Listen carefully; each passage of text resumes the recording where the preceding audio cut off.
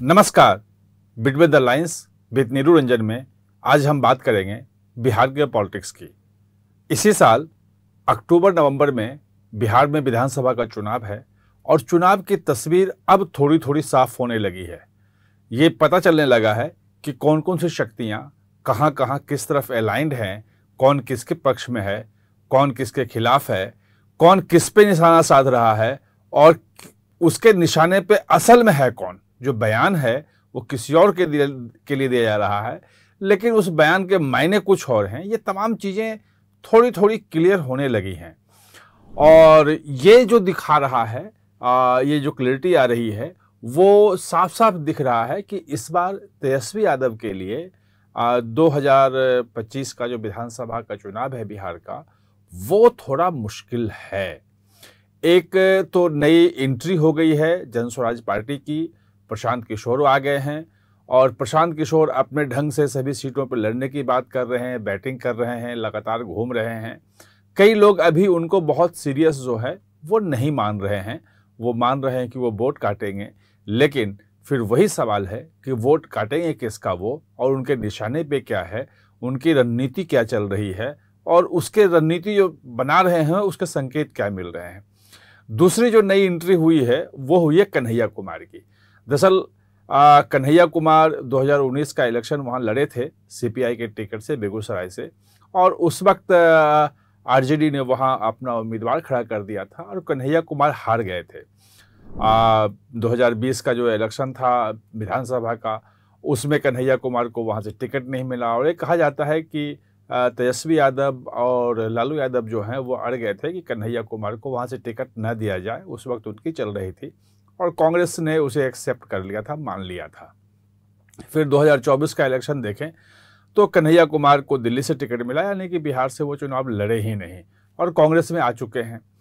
तो अब कन्हैया कुमार की जो एंट्री वहाँ हुई है वो धमाकेदार एंट्री हुई है। कन्हैया कुमार फायर ब्रांड नेता हैं, बहुत अच्छा बोलते हैं और तेजस्वी के उम्र के आसपास ही हैं, दोनों युवा नेता हैं। और कन्हैया कुमार जो घूम रहे हैं कि मतलब पलायन नौकरी दो पलायन रोको, ये जो यात्रा शुरू कर रहे हैं, भले ये लग रहा हो कि ये सिर्फ कांग्रेस का अपना जो बेस बढ़ाने के लिए, जमीनी स्तर पे कार्यकर्ता तैयार करने के लिए और कांग्रेस का जनाधार बढ़ाने के लिए यात्रा हो, लेकिन इस यात्रा से भी जो तेजस्वी यादव हैं उनकी मुश्किलें बढ़ेंगी। कैसे बढ़ेंगी ये हम इस पे चर्चा करेंगे। दरअसल इस पूरी चर्चा के पहले 2020 का जो चुनाव था और उसमें जो राजनीतिक विषाद बिछा हुआ था, थोड़ा सा उसको समझना जरूरी है। उस 2020 के इलेक्शन में युवा नेता के रूप में तेजस्वी यादव जो हैं काफ़ी लोकप्रिय हो रहे थे और उनका जो जनाधार था वो एम.वाई. समीकरण के बाहर भी गया। बहुत सारे लोगों ने उनको वोट दिया और लग रहा था कि इस बार उनकी सरकार बन जाएगी और 75 सीटें ला करके आरजेडी सबसे बड़ी पार्टी के रूप में सामने आई।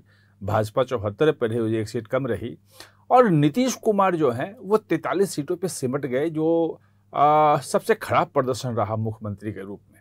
मतलब 2005 में मुख्यमंत्री बनने के बाद 2010 का इलेक्शन अगर लें तो 117-18 सीटों पे वो जीते थे, जेडीयू जीती थी और वो घट के 43 पे आना। लेकिन उसके पीछे एक बड़ा कारण ये था कि चिराग पासवान उस वक्त अलग हो गए थे, नीतीश कुमार के खिलाफ थे, पूरा कैंपेन कर रहे थे और अपने उम्मीदवार खड़े किए थे और ये कहा जा रहा था कि कहीं ना कहीं बीजेपी की बैकिंग है, आरोप लग रहे थे, तमाम तरह की चीज़ें हो रही थी। लेकिन जो चिराग पासवान और तेजस्वी यादव दोनों के हमले से उस वक्त नीतीश कुमार को काफ़ी डेंट हुआ, जेडीयू को काफ़ी डेंट हुआ और 43 सीटों पे सिमट के रह गई। खैर उसके बाद भी वो मुख्यमंत्री बने। मुख्यमंत्री के बनने के बाद फिर वो आरजेडी के साथ समझौत गए बीजेपी छोड़ के, फिर वहाँ भी मुख्यमंत्री बने, फिर वापस आए, फिर मुख्यमंत्री हैं, सब कुछ है।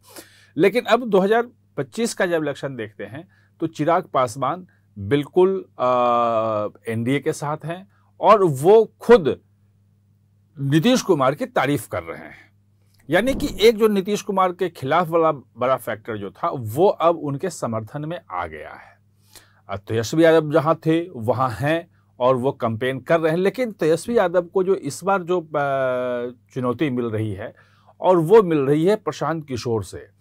प्रशांत किशोर दरअसल हमला तो नीतीश पे ज़्यादा करते हैं, तेजस्वी पे हमला करते हैं, लेकिन वो कहते हैं कि जितने भी इंटरव्यू आप देखें उनका, वो लगातार ये कह रहे हैं कि इस बार लड़ाई जो है, मतलब लड़ाई में एनडीए है, एनडीए आगे है, और जन स्वराज की जो लड़ाई होगी एनडीए से होगी।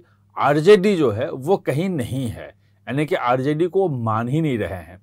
दूसरा भी कुछ दिनों पहले एक सूत्रों के हिसाब से खबरी संकेत आया, अभी घोषणा तो नहीं हुई है, कि शायद प्रशांत किशोर जो हैं वो तेजस्वी यादव के खिलाफ खुद लड़ेंगे, मैदान में उतरेंगे। अब अगर खुद तेजस्वी यादव के खिलाफ उतरते हैं तो उसका सीधा सीधा संकेत ये जा रहा है कि जो प्रशांत किशोर के निशाने पे है, भले वो कैंपेन एनडीए खिलाफ हो, लेकिन उनके निशाने पे जो है आरजेडी है, आरजेडी का वोट बैंक है। और जिस ढंग से उपचुनाव जो अक्टूबर नवंबर में हुआ था, अभी 6 महीना पहले, उसमें जिस ढंग से उन्होंने उम्मीदवार खड़े किए थे, वो मुस्लिम जो उम्मीदवार दिए, बाकी दिए, उससे लग रहा है कि कहीं वो तेजस्वी यादव के वोट बैंक पे उनका निशाना न हो। अगर ऐसा होता है तो तेजस्वी कितना काट पाएंगे नहीं कह सकते हैं, लेकिन जो थोड़ा बहुत वोट काटेंगे, तो ज़्यादा अगर तेजस्वी यादव का आरजेडी का वोट करता है तो तेजस्वी यादव के लिए एक नई चुनौती होगी, उनके वोट बैंक में एक नई सेंध होगी। वो एक्स्ट्रा वोट जो जोड़ने की बात थी, जो 2020 में दिख रही थी, वो कहीं घटता हुआ नहीं दिख जाए। जो दूसरी सबसे बड़ी चुनौती है, और ये बिल्कुल सीधा बाउंसर है, प्रशांत किशोर ने सीधे बाउंसर दिया है कि वो तेजस्वी यादव के खिलाफ चुनाव में लड़ेंगे। और ये चुनौती सीधी सीधी है कि वो आरजेडी को चुनौती दे रहे हैं, भले उनके निशाने पे एनडीए हो, नीतीश कुमार बोलते हो, लेकिन वो खत्म करने की कोशिश कर रहे हैं आरजेडी को, उसका वोट बैंक हथियाने की कोशिश कर रहे हैं। ये सीधा सीधा बाउंसर है जिससे तेजस्वी यादव को खेलना पड़ेगा। अब बाउंसर खेलना इसलिए कह रहा हूं क्रिकेट का कि तेजस्वी यादव क्रिकेटर रह चुके हैं, आईपीएल में भी खेल चुके हैं वो।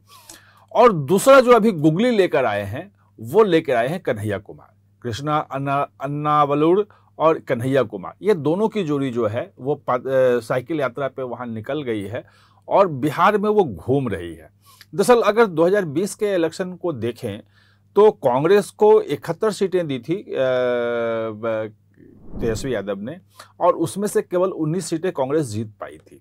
और ये आरोप लगा था कि कांग्रेस जो है, कांग्रेस चूंकि अपना प्रदर्शन ठीक नहीं कर पाई, इसीलिए तेजस्वी यादव मुख्यमंत्री बनने से रह गए और गठबंधन जो है कि सीटें कम रह गई बहुमत से। लेकिन वहीं कांग्रेस ने का कहना था कि उनको वो सीटें दी गई, शहरी सीटें, जहां भाजपा मजबूत थी, और जहां जहां जीतने वाली सीटें थी वो सब सीटें आरजेडी ने ले ली अपने पास, इसलिए उसका प्रदर्शन ज़्यादा बेहतर रहा। जाहिर है कि अगर ये कांग्रेस नेता कह रहे हैं तो इस बार ये बात नहीं चलेगी। इस बार अगर 70-71 सीटें जो हैं अगर कांग्रेस मांगेगी तो फिर अपनी मनपसंद की सीटें मांगेगी। और जो कन्हैया कुमार घूम रहे हैं, सब कुछ कर रहे हैं, तो ये इसीलिए कर रहे हैं कि वहां अपना जनाधार दिखा सकें, बिहार में अपनी ताकत दिखा सकें, और जो सीट के बंटवारे का जब बातचीत हो तो उसमें पूरी ताकत के साथ रखें कि हमें कौन कौन सी सीटें चाहिए। और अगर ये जीत वाली मजबूत सीटें अगर वो लेने में रहे तो निश्चित रूप से आरजेडी के लिए और तेजस्वी यादव के लिए जो पिछला जो चुनाव था उसका परिणाम को दोहराना आसान नहीं होगा। मतलब आसान बिल्कुल नहीं होगा। जो एक और जो सबसे बड़ी बात आ रही है कि जो कांग्रेस का रुख जो बदला है लोकसभा चुनाव के बाद, कांग्रेस जो है वो अब विपक्षी दलों के भरोसे नहीं रहना चाहती है।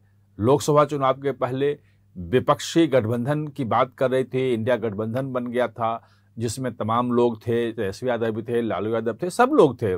कांग्रेस की विरोधी जो ममता बनर्जी के भी समझौता नहीं हुआ वो भी थी। लेकिन जिस ढंग से दिल्ली में कांग्रेस ने चुनाव लड़ा और ये कहा जा रहा है कि 13 सीटें सीधे सीधे कांग्रेस के अलग मैदान में उतरने के कारण आम आदमी पार्टी हार गई, अगर वो सीटें जीत जाती तो आम आदमी पार्टी की सरकार बन जाती, 35 सीटें उनकी हो जाती, 35 भाजपा की होती, सरकार बन सकती थी। उसमें कोई दो राय नहीं थी, जो विश्लेषण हो रहा है। तो ऐसे में अब जो जिस ढंग से कांग्रेस सामने आ रही है, बिहार में भी और उत्तर प्रदेश में भी जिस ढंग से दलित की राजनीति कर रही है, वहां पे जिस ढंग से संगठन खड़ा करने की कोशिश कर रही है, वो ये साफ साफ है कि अब क्षेत्रीय दलों को जो तरजीह देती थी कि भाजपा को हराना है तो कितना भी झुक जाओ, कुछ भी कर लो, वो अब नहीं है। कांग्रेस समझ गई है कि अगर भाजपा को हराना है तो अपनी बूते पे हराना है, और अगर किसी को सहयोग चाहिए तो बराबर के लेवल पे बातचीत करके सहयोग होगी, और वो केवल वो सीटों की भीख नहीं मांगेंगे कि हम जो है वो सरेंडर कर दिया, जो सीटें मिल गई उस पर लड़ लिया, और सीटें अधिक भी मांगेगी और अच्छी मतलब वो सीटें लेंगी जिसपे जीत की संभावना हो, सिर्फ गिनती के लिए सीटें नहीं लेगी। और ये जो कन्हैया कुमार की जो गुगली है जो कांग्रेस ने वहां खेल दी है, ये गुगली तेजस्वी यादव के लिए कुछ ज्यादा खतरनाक हो सकती है, क्योंकि अगर उनकी सीटें ये बटी, मतलब कांग्रेस को उन्होंने दिया इतनी, तो फिर उनके साथ जो है सीपीआई एमएल जो उनकी सहयोगी है, उनके लिए भी उनको सीटें छोड़नी पड़ेगी, और उनका स्ट्राइक रेट काफी अच्छा रहा है। पिछली बार 19 सीटों पे लड़ी थी और 12 जीती थी, मतलब वो सीपीआई एमएल ने जीता था, तो उनका स्ट्राइक रेट अच्छा है। अजय साहनी उनके साथ हैं, तो उनको भी एकोमोडेट करना पड़ेगा, उनको भी कुछ सीटें देनी पड़ेगी। तो ये जो इस बार का जो पूरा समीकरण बन रहा है, वो जो बैटिंग पिच जो उनके लिए कह सकते हैं कि बिहार की राजनीति जो है वो बैटिंग पिच पे इस बार तेजस्वी यादव के लिए नहीं है। जो एनडीए की बात है, एनडीए के भीतर अपनी राजनीति है। नीतीश कुमार मुख्यमंत्री रहते हुए उनके चेहरे पे चुनाव लड़ेगी भाजपा, उसके बाद मुख्यमंत्री कौन होगा इस पे अभी भाजपा बिल्कुल साफ नहीं कह रही है। भाजपा का कहना है कि नीतीश कुमार खुद तय करेंगे। जो जितने हैं प्रशांत किशोर से लेके तेजस्वी यादव से लेके कन्हैया कुमार, सब लोग जो है नीतीश कुमार पे हमला कर रहे हैं, उनके स्वास्थ्य पे हमला कर रहे हैं, भाजपा पे हमला कर रहे हैं, पार्टी हटाने की बात कर रहे हैं, सब कुछ कर रहे हैं। लेकिन जो उनके सामने प्रशांत किशोर, कन्हैया कुमार, ये जो नई चुनौती आई है तेजस्वी यादव के सामने, इस चुनौती से अगर तेजस्वी यादव निकलते हैं, सफल होते हैं, तो निश्चित रूप से उनकी राजनीति और निखर कर सामने आएगी। आप हमारे साथ चर्चा में जुड़े, इसके लिए बहुत बहुत धन्यवाद।